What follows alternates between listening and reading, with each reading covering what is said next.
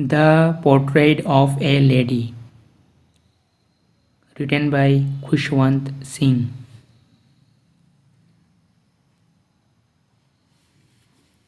My grandmother, like everybody's grandmother, was an old woman. She had been old and wrinkled for the 20 years that I had known her. People chatted she had once been young and pretty and had even had a husband, but that was hard to believe. My grandfather's portrait hung above the mantelpiece in the drawing room. He wore a big turban and loose fitting clothes. His long white beard covered the best part of his chest, and he looked at least 100 years old. He did not look the sort of person who would have a wife or children. He looked as if he could only have lots and lots of grandchildren. As for my grandmother, being young and pretty, the thought was almost revolting. She often told us of the games she used to play as a child that seemed quite absurd and undignified on her part, and we treated it like the fables of the prophets she used to tell us.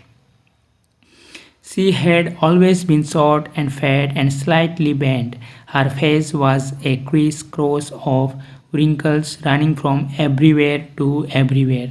No, we were certain she had always been as we had known her, old, so terribly old that she could not have grown older, and had stayed at the same age for 20 years.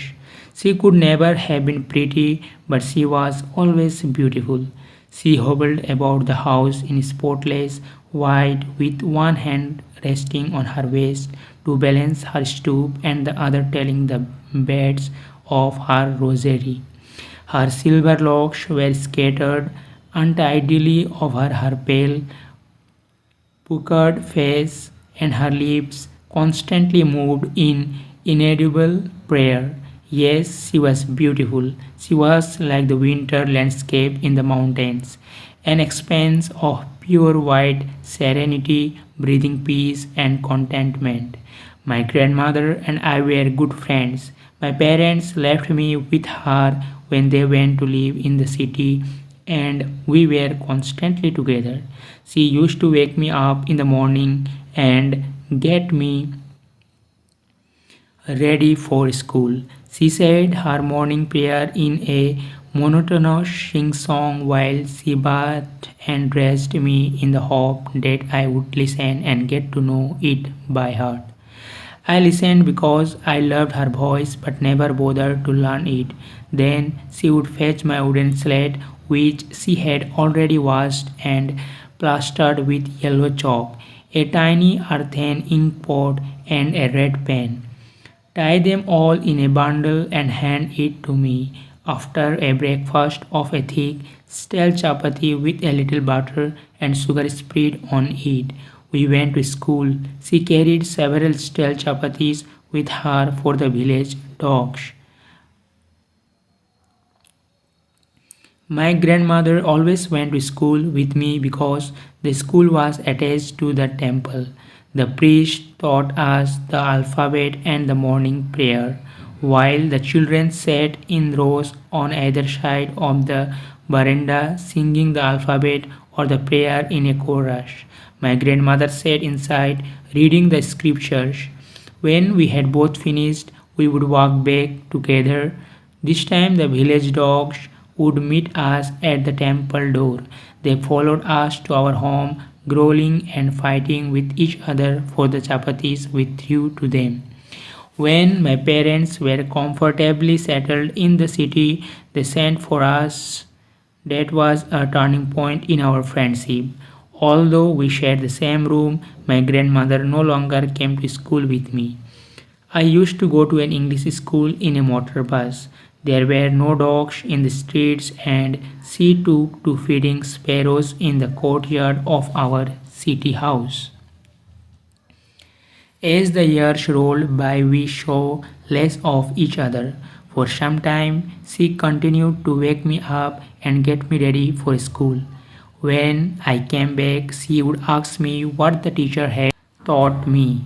I would tell her English words and little things of Western science and learning, the law of gravity, Archimedes' principle, the world being round, etc.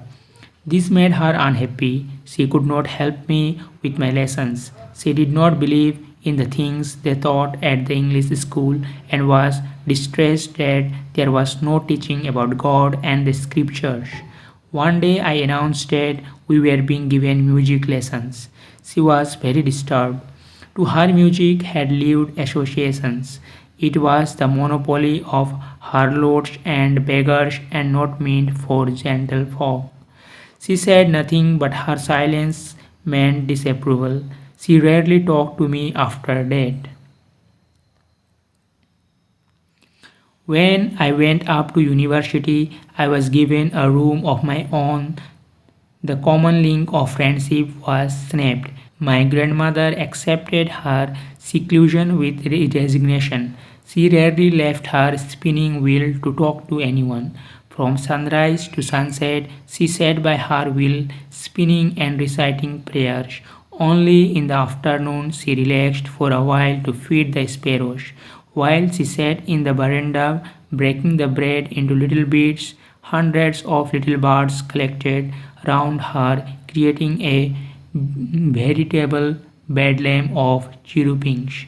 Some came and perched on her legs, others on her shoulders.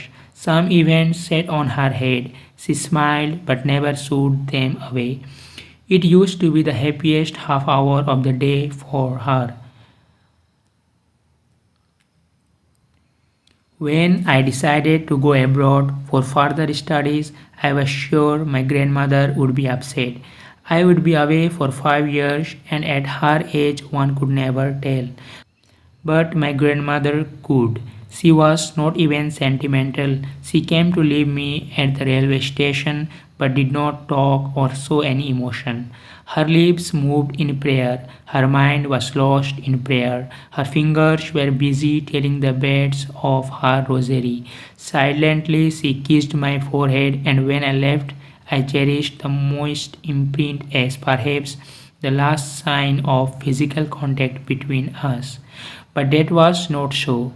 After 5 years, I came back home and was met by her at the station. She did not look a day older. She still had no time for words, and while she clasped me in her arms, I could hear her reciting her prayers. Even on the first day of my arrival, her happiest moments were with her sparrows, whom she fed longer and with frivolous rebukes. In the evening, a change came over her. She did not pray. She collected the women of the neighborhood, got an old drum, and started to sing.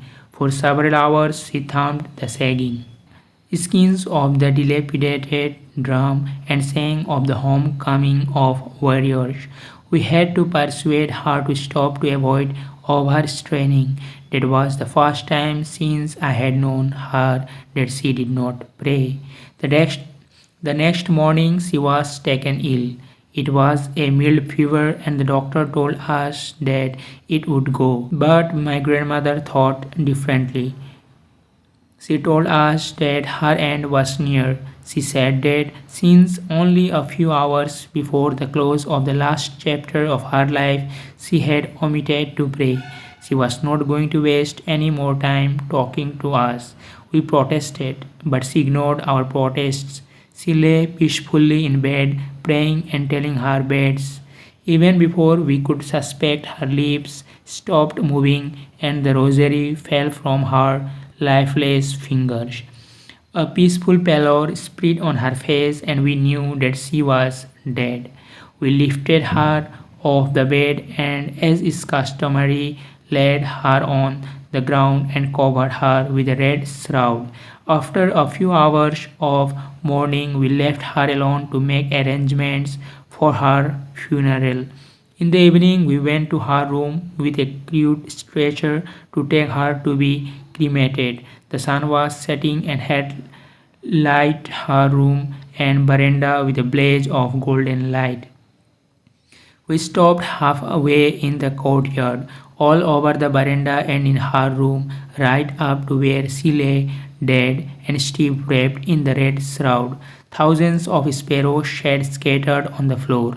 There was no chirruping. We felt sorry for the birds, and my mother fetched some bread for them. She broke it into little crumbs, the way my grandmother used to, and threw it to them. The sparrows took no notice of the bread. When we carried my grandmother's corpse off, they flew away quietly. Next morning, the sweeper swept the bread crumbs into the dustbin.